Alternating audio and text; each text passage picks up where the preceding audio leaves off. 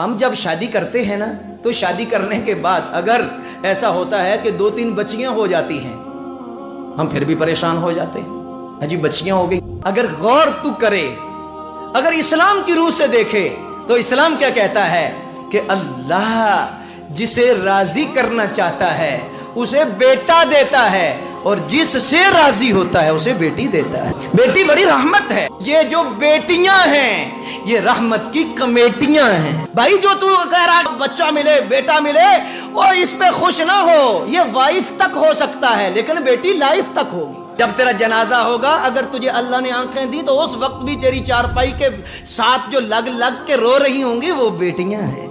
تو اس لیے بیٹی اللہ کی رحمت ہے، اس سے پریشان نہ ہوئے۔ جی میں ایک جملہ عرض کرتا ہوں، ایک بزرگوں نے بڑی خوبصورت بات لکھی ہے، فرمایا اللہ کے محبوب نبیوں میں پوری کائنات میں کون ہے؟ حضور سے بڑا محبوب کوئی نہیں، حضور محبوب ہیں۔ اور حضور کو اللہ نے پہلی اولاد بیٹا نہیں دیا، بیٹی دی ہے۔ پتہ چلا کہ رب جس سے زیادہ راضی ہوتا ہے اسے بیٹی عطا فرما۔